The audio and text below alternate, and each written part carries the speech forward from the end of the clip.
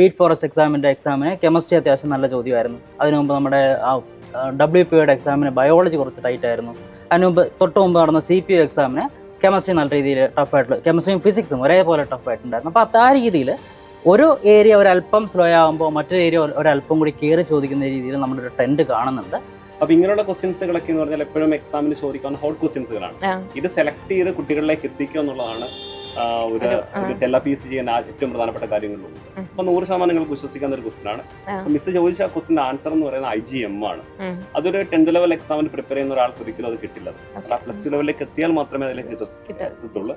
Previous question papers SCRT NCRT പോലുള്ള കാര്യങ്ങൾ ചെയ്യുന്നുണ്ട്. എന്നാൽ അതിനേക്കാൾ ഉപരിയായിട്ട് കൃത്യമായിട്ടും ഈ കഴിഞ്ഞ കുറേ കാലയളവ് കൊണ്ട് നടക്കുന്ന എക്സാമുകളിൽ ചോദിക്കുന്ന ക്വസ്റ്റ്യൻ പാറ്റേണുകൾ തിരിച്ചറിഞ്ഞുകൊണ്ട് അതുമായി റിലേറ്റ് ചെയ്ത് ചോദിക്കാൻ സാധ്യതയുള്ള പോയിന്റുകൾ കൃത്യമായിട്ട് നിങ്ങളിലേക്ക് എത്തിക്കുന്നതിന് വേണ്ടിയിട്ട് സ്പെഷ്യലി ഡിസൈൻ ചെയ്തിട്ടുള്ള ക്ലാസ്സുകളായിരിക്കും നമ്മൾ ചെയ്യുക. ഹലോ ഓൾ, എല്ലാവർക്കും TELA-PSCയുടെ യൂട്യൂബ് ചാനലിലേക്ക് സ്വാഗതം. വളരെ പ്രസ്റ്റീജിയസ് ആയിട്ടുള്ള നമ്മുടെ സയൻസ് ഡിപ്പാർട്ട്മെൻറ്റ് അല്ലെങ്കിൽ സയൻസ് വിങ്ങാണ് നമ്മുടെ കൂടെ ഉള്ളത്.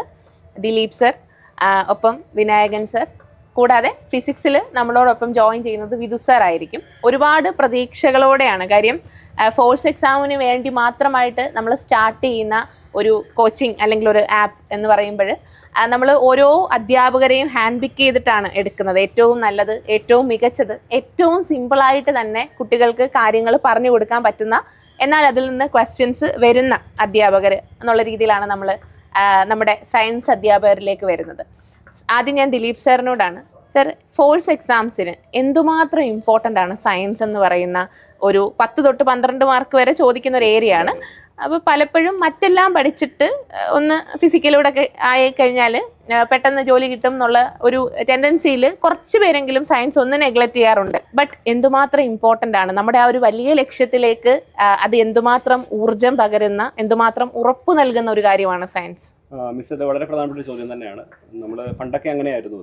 ഒരു 5 വർഷത്തിന് മുൻപ് സയൻസ് ക്വസ്റ്റ്യൻസുകളൊക്കെ ലാസ്റ്റ് ഒരു 1-2 ദിവസം കൊണ്ട് വായിച്ചു എഴുതുക എന്ന ലെവലിലൊക്കെ ആയിരുന്നു അത്. അതൊക്കെ തന്നെ എളുപ്പമായിരുന്നു അത്. പക്ഷേ റീസെൻ്റ് ആയിട്ടുള്ള ക്വസ്റ്റ്യൻസുകൾ നമ്മൾ ഇവാലുവേറ്റ് ചെയ്ത് കഴിഞ്ഞാൽ നമുക്ക് മനസ്സിലാവുന്ന ഒരു കാര്യം, റീസെന്റ് സയൻസ് ക്വസ്റ്റ്യൻസുകളൊക്കെ തന്നെ +2 ലെവൽ ക്വസ്റ്റ്യൻസുകളാണ്. പ്രത്യേകിച്ച് ഫോഴ്സിന്റെ എക്സാംസ് എല്ലാം നമുക്കറിയാം +2 ലെവൽ എക്സാംസുകളാണ്. അതുകൊണ്ട് തന്നെ അതിൽ നിന്ന് വരുന്ന ക്വസ്റ്റ്യൻസുകളൊക്കെ തന്നെ +1 +2 ഫിസിക്സ്, കെമിസ്ട്രി, ബയോളജി ഏരിയയിലാണ് ക്വസ്റ്റ്യൻസുകൾ വരുന്നത്. അപ്പൊ അതുകൊണ്ട് 2 ദിവസം കൊണ്ട് അതൊക്കെ പഠിച്ചുകൊണ്ട് പോകുന്ന ഒട്ടും പോസിബിൾ അല്ലത്. ഓക്കെ, അപ്പൊ നമ്മൾ നന്നായിട്ട് കാര്യങ്ങൾ മനസ്സിലാക്കി പഠിച്ചെങ്കിൽ മാത്രമേ നമുക്ക് ആൻസർ ചെയ്യാൻ കഴിയുള്ളൂ. പക്ഷെ അതിനൊരു സെലക്ഷൻ പ്രൊസീജിയർ ഉണ്ട്. അതെ, അതായത് നമ്മൾ നിലവാരമുള്ള ചോദ്യങ്ങളാണ് ബേസ് തൊട്ട് പഠിക്കണം. അറ്റ് ദ സെയിം ടൈം എല്ലാം പഠിക്കണ്ട. അതാണ് നമ്മളുടെ ഒരു സ്ക്രീനിങ് എന്ന് പറയുന്നത്.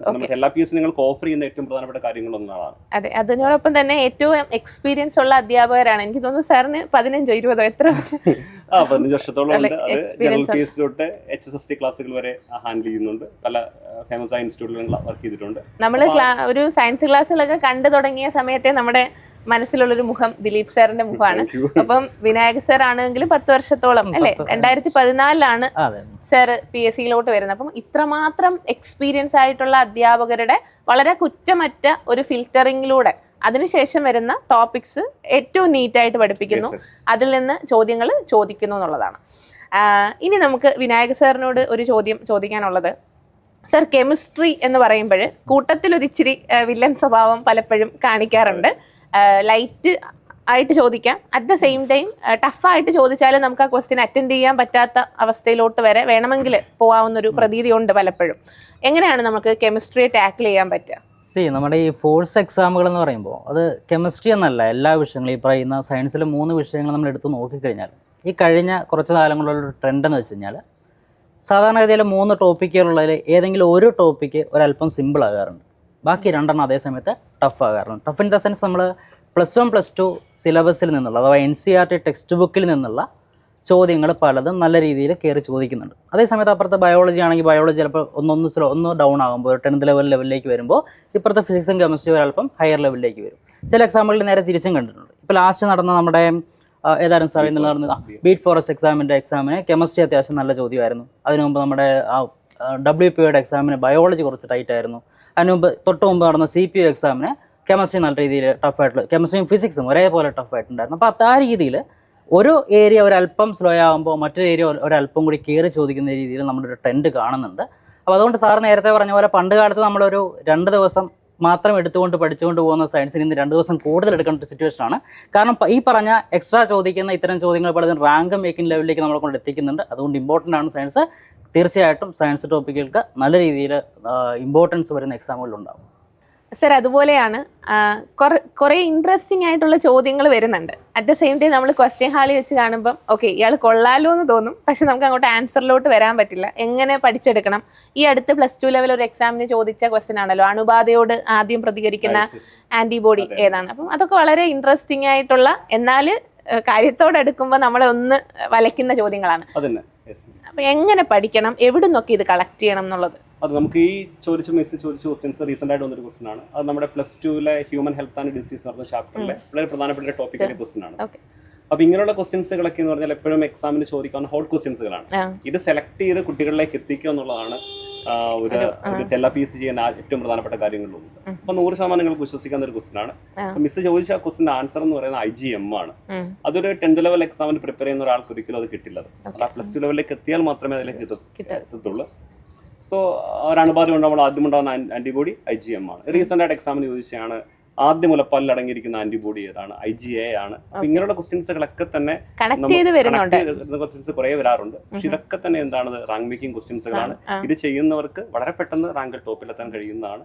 അപ്പൊ അതിൽ അവരെ പ്രാപ്തരാക്കുന്നുള്ളതാണ് ടെല്ല PSCയുടെ സയൻസ് വിങ് എന്ന രീതിയിൽ നമ്മൾ പരമാവധി ശ്രമിക്കുന്നത്. 100% അവർക്ക് അത്തരത്തിലുള്ള റെയർ ഫാക്ടുകളൊക്കെ കളക്ട് ചെയ്തിരിക്കുന്ന ക്ലാസ്സുകൾ തന്നെ ആയിരിക്കും പ്രൊവൈഡ് ചെയ്യുന്നത്. സർ, നമ്മളിപ്പം സയൻസിൽ ഒരുപാട് സ്പെഷ്യലായിട്ട് എന്തുകൊണ്ട് ടെല്ല ഡിഫറെൻ്റ് ആണെന്ന് ചോദിച്ചാൽ നമ്മൾ ഒത്തിരി പുതിയ ഇന്നവേറ്റീവായിട്ട് അറ്റ് ദ സെയിം ടൈം എന്താണോ എക്സാം നമ്മളിൽ നിന്ന് ആഗ്രഹിക്കുന്നത്, എക്സാം ഹാളിൽ നിങ്ങൾക്ക് പ്രിപ്പയർ ചെയ്യാൻ പറ്റുന്ന രീതിയിൽ നമ്മൾ ഒട്ടനവധി കാര്യങ്ങൾ സയൻസ് സ്ട്രീമിൽ ചെയ്യുന്നുണ്ട്. എന്തൊക്കെയാണ് സർ മേജറായിട്ട് നമ്മുടെ മാത്രം സ്പെഷ്യാലിറ്റീസ് ആയിട്ട് നമ്മൾ അവതരിപ്പിക്കുന്നത്?